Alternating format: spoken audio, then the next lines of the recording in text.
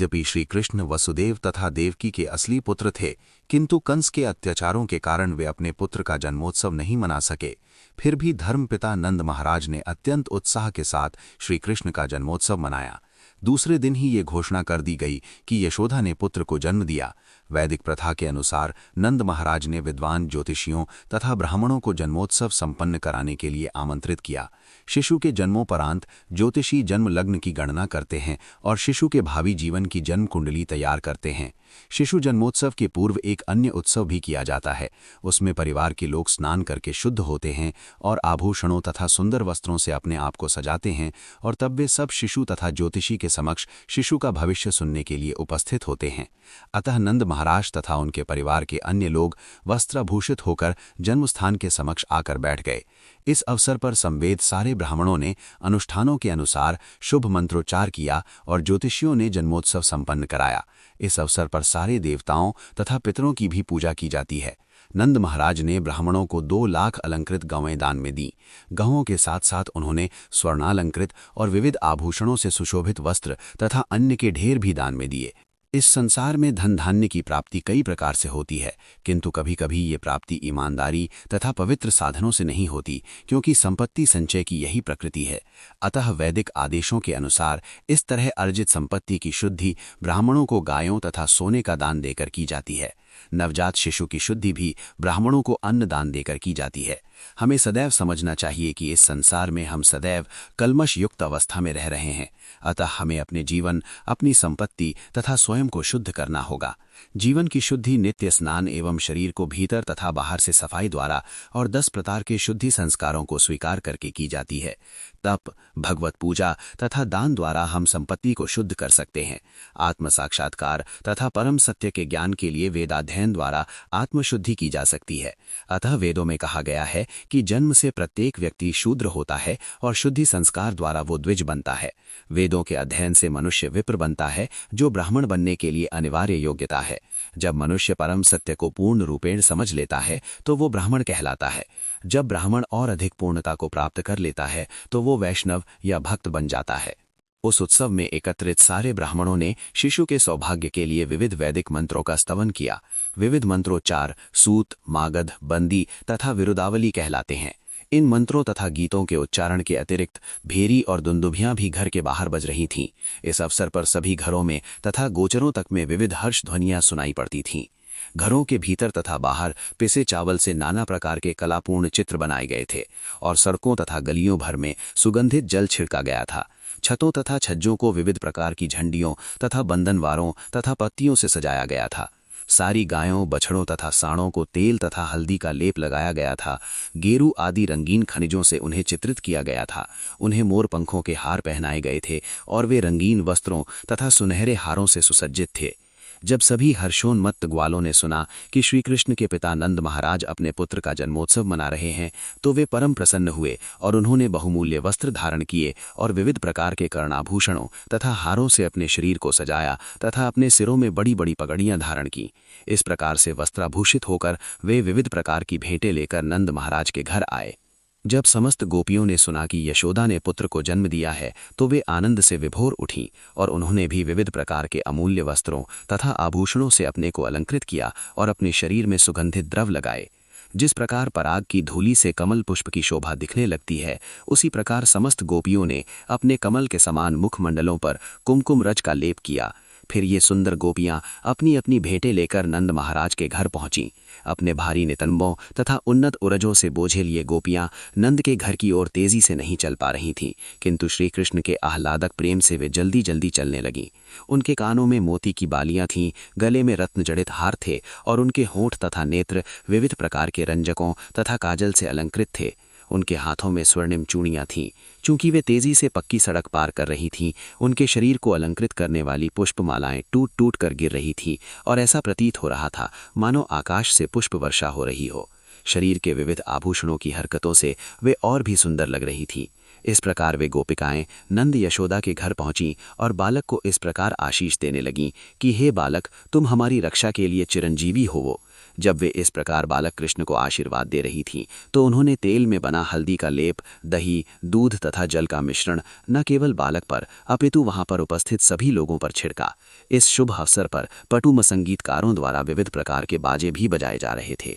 जब ग्वालों ने गोपियों की लीलाएं देखीं तो वे अत्यंत प्रमुदित हुए और वे भी उन पर दधी, दूध, मक्खन तथा जल छिड़कने लगे। फिर दोनों ओर से मक्खन फेंका जाने लगा। नंद महाराज भी गोपियों की ये लीलाएं देखकर परम प्रसन्न हो रहे थे। उन्होंने एकत्रित चारणों को अत्यंत उदारतापूर्वक दान दिया।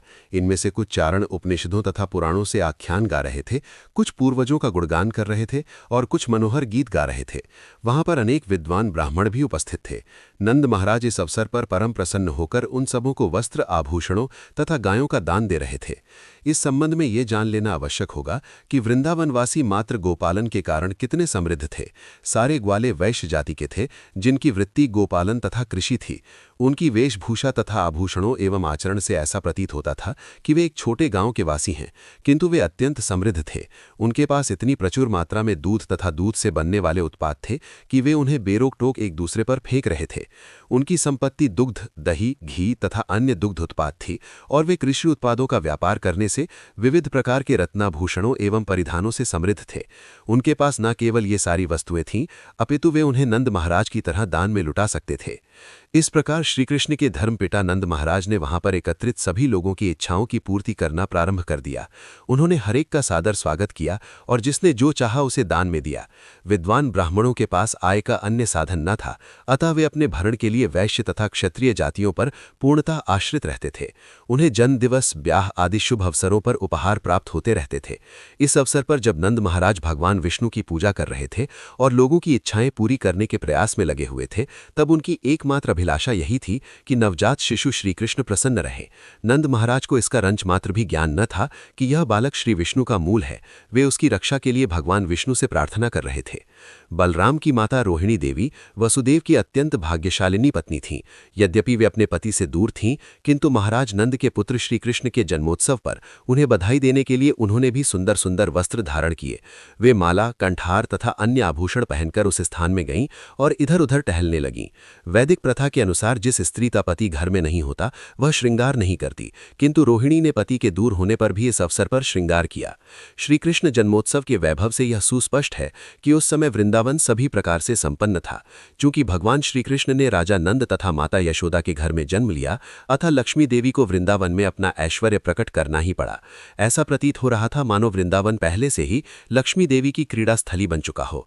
जन्मोत्सव के बाद नंद महाराज ने कंस सरकार का वार्षिक कर चुकता करने के उद्देश्य से मथुरा जाने का निश्चय किया।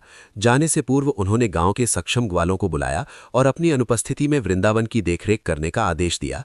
जब नंद महाराज मथुरा आए तो वसुदेव को समाचार मिला और वे अपने मित्र को बधाई देने के लिए परम उत्सुक हुए। वे तुरंत उस स्थान में गए जहां नंद महाराज ठहरे थे। जब नंद ने वसुदेव को देखा तो उन्हें लगा मानो नया जीवन दान मिला हो। नंद भी भावविभोर होकर खड़े हो गए और उन्होंने वसुदेव का आलिंगन किया। वसुदेव का स्वागत करके उन्हें सुंदर आसन पर बिठाया गया। उस समय वसुदेव अपने उन दोनों पुत्रों के लिए उत्सुक थे जिन्हें नंद की जानकारी के बिना उनके संरक्षण में रखा गया था। वसुदेव ने अत्यंत चिंतापूर्वक उनके विषय में पूछताछ की। श्रीकृष्ण और बलराम दोनों ही वसुदेव के पुत्र थे। बलराम को वसुदेव की ही पत्नी रोहिणी के गर्भ में स्थानांतरित किया गया था, किंतु रोहिणी को नंद महाराज के संरक्षण में रखा गया था। श्रीकृष्ण साक्षात यशोदा को उनकी पुत्री के बदले में ले जाकर साक्षात सौंपे गए थे। नंद महाराज जानते थे कि बलराम वसुदेव के पुत्र हैं, किंतु उन्हें यह ज्ञात न था कि श्रीकृष्ण भी वसुदेव के ही पुत्र हैं। वसुदेव को पता ही था, अतः उन्होंने उत्सुकता से श्रीकृष्ण तथा बलराम दोनों की कुशल क्षेम पूछी। फिर वसुदेव ने नंद को संबोधित करते हुए कहा, बंधुवर, इस वृद्धावस्था में आपकी परम इच्छा थी कि पुत्र उत्पन्न हो, किंतु आपके कोई पुत्र उत्पन्न न हुआ।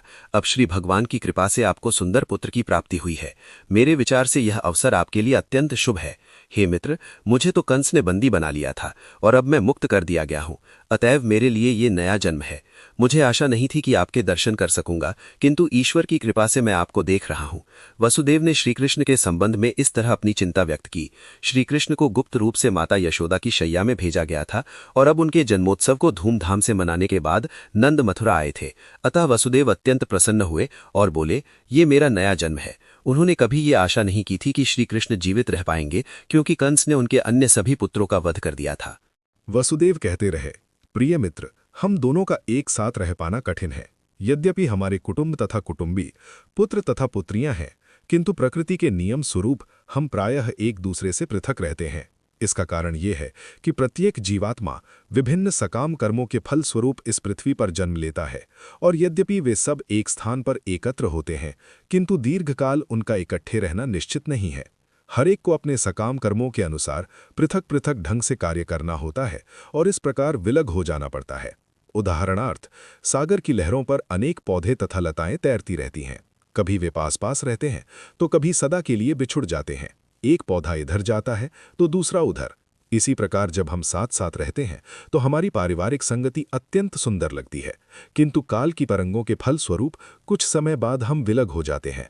वसुदेव के ऐसा कहने का तात्पर्य ये है कि यद्यपि देवकी के गर्भ से उन्हें 8 पुत्र प्राप्त हुए थे, किंतु दुर्भाग्यवश वे सभी जाते रहे, यहाँ तक कि वे अपने एक पुत्र श्री कृष्ण को भी अपने पास नहीं रख सके।